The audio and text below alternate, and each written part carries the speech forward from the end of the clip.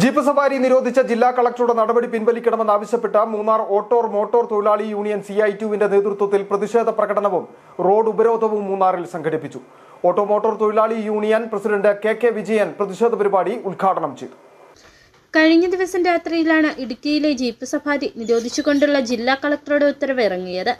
ഏതാനും ദിവസങ്ങൾക്ക് മുൻപ് മൂന്നാർ കോതമേട്ടിൽ വിനോദസഞ്ചാരികളുമായി പോയ ജീപ്പ് മറിഞ്ഞൊരാൾ മരണപ്പെട്ടിരുന്നു. ഇത്തരത്തിൽ അപകടങ്ങൾ പതിവാകുന്ന സാഹചര്യത്തിലാണ് ജീപ്പ് സഫാരിക്ക് നിരോധനം ഏർപ്പെടുത്തിയത്.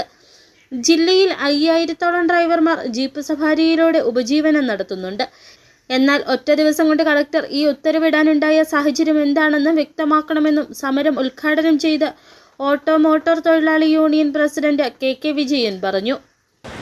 ഈ ജില്ലയിൽ ഏതാണ്ട് 5000-ഓളം ഡ്രൈവർമാർ ഉപജീവനം നടത്തുന്നത് ഈ ജീപ്പ് ഓടിച്ചാണ്. ഒറ്റ ദിവസം കൊണ്ട് ഈ ഉത്തരവ് ഇടാനുണ്ടായ കാരണം എന്താണെന്ന് കളക്ടർ വ്യക്തമാക്കണം.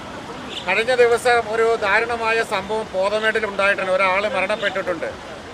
ജീപ്പ് ആക്സിഡൻ്റ് ഉണ്ടായിട്ടാണ് മരണപ്പെട്ടത്. ഇവിടെ കേരളത്തിലും ഇന്ത്യയിലും ലോകത്താകമാനം ആക്സിഡൻ്റ് ഉണ്ടാകുന്നുണ്ട്. ഈ വണ്ടി കമ്പനിക്കാർ വണ്ടി നിർത്തണമെന്ന് ആവശ്യപ്പെടാൻ ആർക്കാണ് അവകാശമുള്ളത്?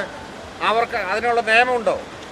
ഇവിടെ ബഹുമാനപ്പെട്ട കളക്ടർ ആ ഉത്തരവ് ദുരന്ത നിവാരണ അതോറിറ്റിയുടെ നിയമപ്രകാരമാണ് എടുത്തിരിക്കുന്നത്. എന്ന് പറഞ്ഞാൽ ഒരു വണ്ടി ഓടി പിടിച്ചു കഴിഞ്ഞിട്ടുണ്ടെങ്കിൽ ദുരന്ത നിവാരണ സേനയുടെ നിയമപ്രകാരം ജാമ്യം പോലും കിട്ടില്ലാത്ത വകുപ്പ് പ്രകാരം കേസെടുക്കാൻ പോലീസിന് അധികാരമുണ്ട്.